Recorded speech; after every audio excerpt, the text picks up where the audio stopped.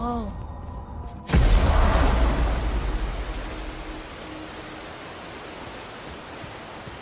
This is it, right? The rock stall? Aye, lad. The Council of Valkyries. The Valkyries are of Valhalla, are they not? Glad to see you're paying attention, brother. You are correct.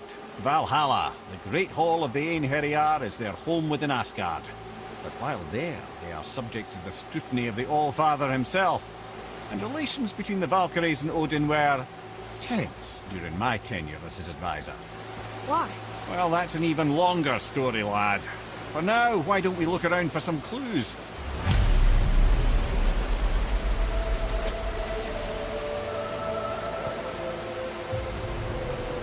Whoa. You're back. Mia, who is she? Gunnar, Mistress of War. After any conflict, big or small, she would be first on the scene, sussing out the worthy spirits for a free trip to Valhalla. A gruesome task. She took great pride in it. Any conflict. Impossible. It's true. She had help from her sisters, of course, but Gunnar was always first to arrive. Her judgment of the fallen was unparalleled, and an invaluable resource to Odin. She was one of his favourites.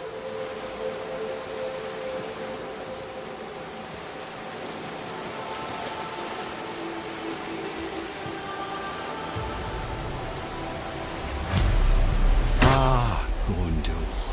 Beautiful Gondul. And? Huh? That's it? Beautiful Gondul? No story or anything? Oh, sorry, lad. The sight of Gondul always took my breath away. Gondul had a silver tongue, a sharp wit, and struck a figure so stunning it literally drove men insane. Odin forbid her from setting foot in Midgard after a time, as insanity is not a welcome trait in Valhalla.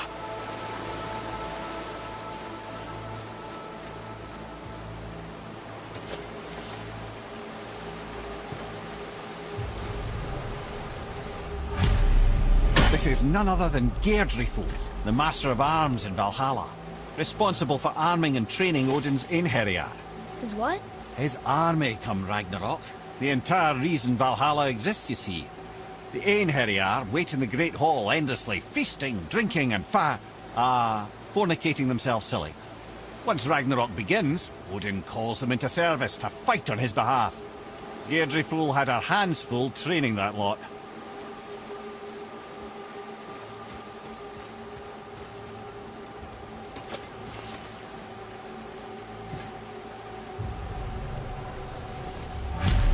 This, my friends, is Kara. Now, Valkyries are volatile by nature, but Kara, the lass is wild storm personified. A wild storm. Aye, calm and collected. Then the air would shift and the fury of her storm would unleash.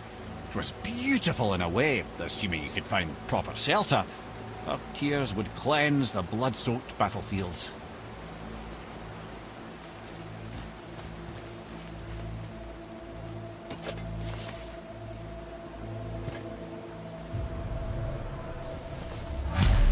This is Rota, a chooser of the slain. I thought all the Valkyrie did that. Not exactly, lad.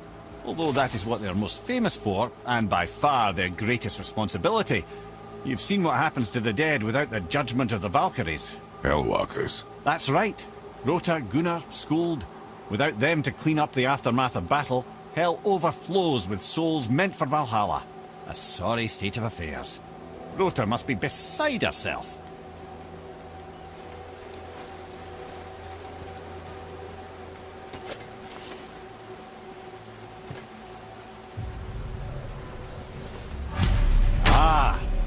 Here we have Eir, the healer. A Valkyrie healer? Strange. Eir was strange, as a matter of fact. Very quiet, very calm.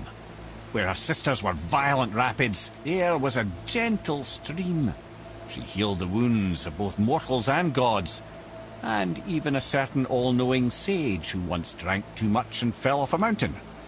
Not my proudest moment.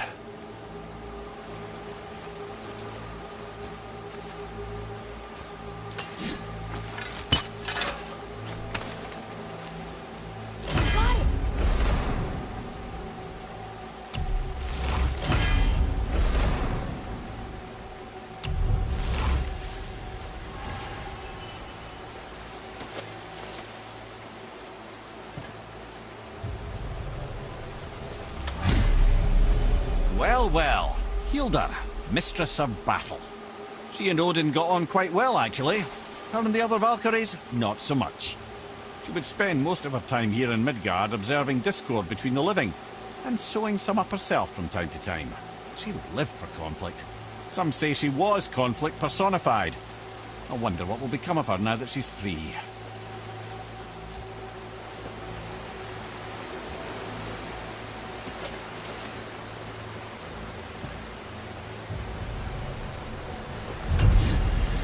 Olrun, once the daughter of a powerful chieftain. She fell defending him during a Reaver attack. Olrun was escorted to Valhalla, where she chose to devote her afterlife to the pursuit of knowledge above all else. Quite unusual behaviour amongst the constant drinking and feasting of her fellow Valhallian denizens. How'd she end up a Valkyrie? Odin. He saw a kindred spirit in Olrun's single-minded pursuit of knowledge. He appointed her as the Valkyrie's resident historian.